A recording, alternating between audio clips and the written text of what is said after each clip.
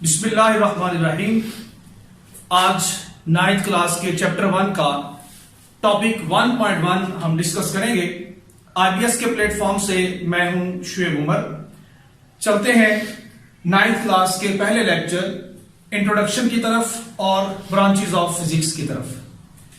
सबसे पहले दुनिया के अंदर हमारे पास नेचुरल फिलॉसफी थी।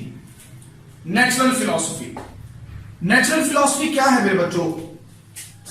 नेचुरल फिलॉसफी के अंदर हम अफलातून, अरस्तु, जिसको प्लेटो, सोक्रेटिस के नाम से जाना जाता है, ये ग्रीक्स फिलॉसफर हैं। इन्होंने सबसे पहले जो रिसर्च की है उसको हम फिलॉसफी का नाम देते हैं।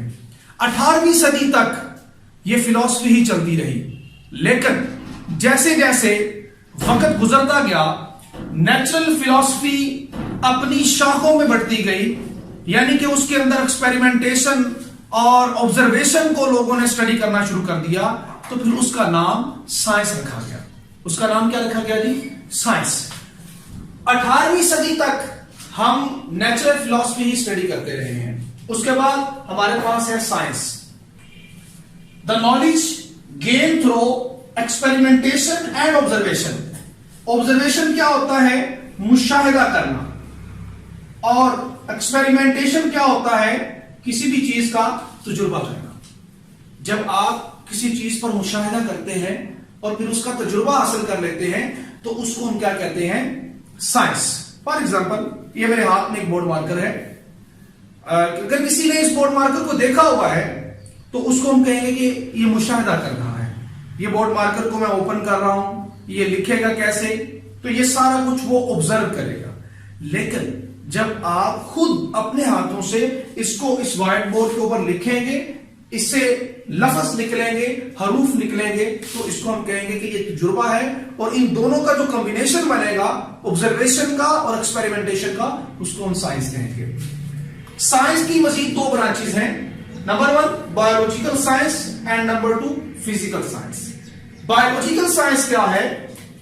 जिसके अंदर हम जानदार अशिया का मुताला करते हैं, जानदार चीजों का, जैसे पौधों का मुताला है, जानवरों का मुताला है, उनकी हयात का, उनकी जिंदगी का मुताला है।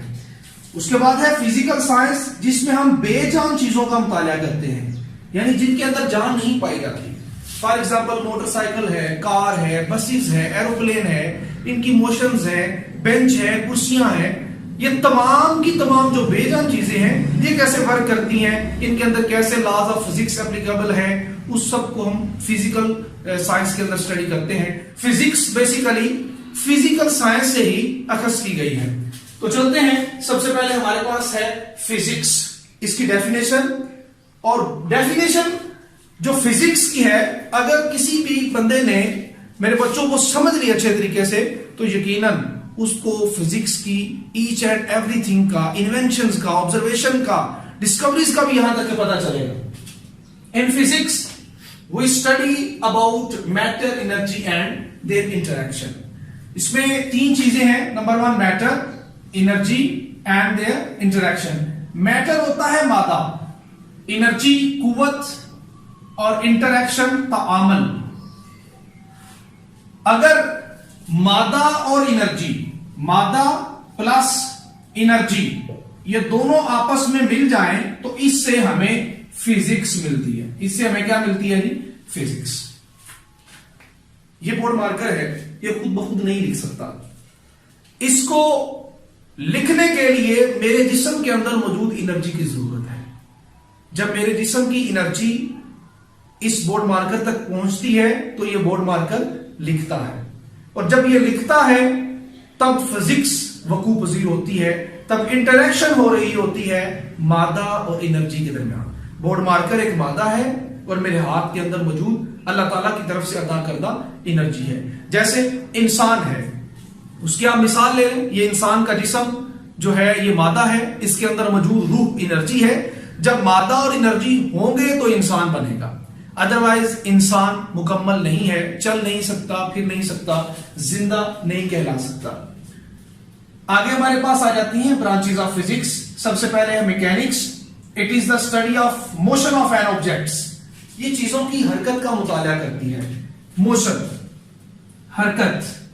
हमारे पास एक गाड़ी है, वो किस तरह हरकत करेगी, उसकी मोशन पर क्या क्या इफेक्ट्स होंगे, असरात क्या होंगे, वजूहात क्या होंगी, किस बिना पर यह हरकत करती है।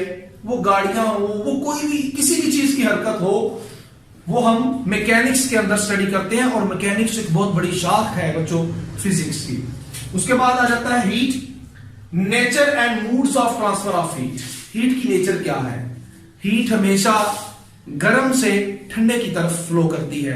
आप देखें कि घर के अंदर जब हम एक चम्मच को किसी भी गर्म पानी में या किसी भी चीज में गर्म करते हैं एक साइड से, तो उसकी दूसरी साइड ऑटोमेटिकली गर्म होना शुरू हो जाती है। वो स्टील की हो, वो लोहे की हो, तो वो मूड्स ऑफ ट्रांसफर है कि लकड़ी के अंदर क्यों ऐसा नहीं होता। लकड़ी को आप एक साइड से जितना मर्जी गर्म कर लें, आग भी जला लें, लेकिन वो दूसरी साइड से गर्म नहीं होती। जबकि लोहा हो जाता है, पीतल हो जाता है। तो ये कहलाते हैं मूड्स। तरीकाकार क्या है इसके ट्रांसफर ऑफ हीट को ट्रांसफर करने के। उसके बाद हमारे पास आ जाता है sound, the study of physical aspect of sound. Physical aspect हम जान चुके हैं कि फिजिकल साइंस से ही अखज़ की गई है। तो साउंड की फिजिकल एस्पेक्ट्स क्या है, प्रोडक्शन प्रॉपर्टीज क्या है, साउंड पैदा कैसे होती है। साउंड बेसिकली किसी भी चीज के वाइब्रेट करने से पैदा होती है, थरथराने से पैदा होती है, वाइब्रेट करने से साउंड पैदा होती है, जिसको उर्दू में थरथराना कहते हैं। इसकी खुसूसियात क्या है कि साउंड सॉलिड के अंदर कितनी उसकी स्पीड है, हवा में कितनी स्पीड है, ठंडक ज्यादा हो जाएगी, गर्मी ज्यादा हो जाएगी तो साउंड पर क्या असर पड़ते हैं। इन तमाम चीजों का हम फिजिक्स में नेक्स्ट पढ़ेंगे। उसके बाद आ जाता है लाइट। लाइट से आप सब आगाह है, लाइट को आपने देखा हुआ है। Study of physical aspect of light.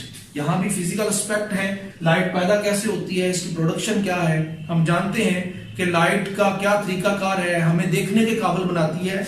Light की बेसिकली डेफिनेशन है sensation of vision,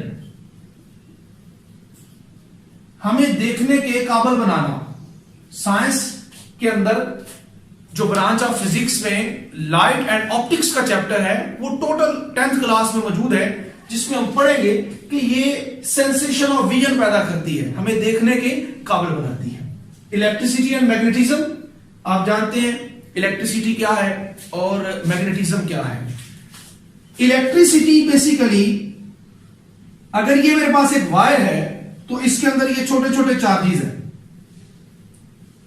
in charges को क्यों से जाहिर करते हैं? अगर कोई एक चार्ज किसी वक्त टाइम टी में इस जगह से इस जगह तक जाता है तो इलेक्ट्रिसिटी पैदा होती है, यानी कि करंट पैदा होती है। दूसरी तरफ मकनातीस, मकनातीस के बारे में आप जानते हैं कि मकनातीस आपने देखा भी होगा, इस तरह का एक बार मैग्नेट होता है जिसमें आपने देखा होगा एक साइड पे नॉर्थ और दूसरी साइड पे साउथ पोल होता है। तो ये आपस में अट्रैक्शन भी करते हैं, रिपल्शन भी करते हैं। इन दोनों का जो मुतालिया है उसको हम इलेक्ट्रिसिटी एंड मैग्नेटिज्म कहते हैं, जिसमें चार्जेस रेस्ट पर और मोशन पर भी हो सकते हैं। एटॉमिक फिजिक्स क्या है? Most interesting and important topic. It is the study of structure and properties of atom. Atom का स्ट्रक्चर क्या है और उसकी प्रॉपर्टीज क्या है। अहम बात, स्ट्रक्चर एटम का हम आमतौर पर पढ़ते हैं कि उसके दरमियान में एक न्यूक्लियस होता है और इसके गिर्द गोल शेल मौजूद होते हैं इस तरह,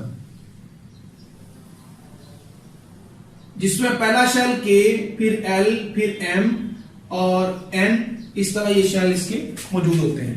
के शेल के अंदर 2 इलेक्ट्रॉन 8 एल के अंदर, 18 एम के अंदर और 32 एन के अंदर मौजूद होते हैं। 2, 8, 18 और 32। ये सिंपल स्ट्रक्चर है। दरमियान में न्यूक्लियस और साइडों पर इलेक्ट्रॉन जिसके अंदर घूमते हैं वो मदार मौजूद है। लेकिन ओरिजिनल एटम का जो स्ट्रक्चर है मेरे बच्चों, वो दरमियान में होता तो न्यूक्लियस है, लेकिन उसके जो ऑर्बिट है, वो आपने अपनी बुक के बाहर वाले पेज के अंदर पिक्चर देखी होगी, उसके ऑर्बिट एलिप्टिकल होते हैं और इसी तरह के एल, एम, एन शेल इसमें मौजूद होते हैं। यह है हमारे पास एटम का स्ट्रक्चर। उसके बाद है nuclear physics. It deal with the properties and behaviour of nuclei. Nucleus के अंदर दो पार्टिकल मौजूद होते हैं, number 1 proton and number 2 neutron. Proton and neutron. Proton के ऊपर पॉजिटिव चार्ज होता है, न्यूट्रॉन के ऊपर कोई चार्ज नहीं होता। तो जो न्यूट्रॉन और प्रोटॉन है, न्यूट्रॉन और प्रोटॉन, प्रोटॉन पर पॉजिटिव चार्ज, न्यूट्रॉन पर कोई चार्ज मौजूद नहीं होता। इनको स्टडी करना क्या कहलाता है? Nuclear physics. लास्ट में है प्लाज्मा फिजिक्स।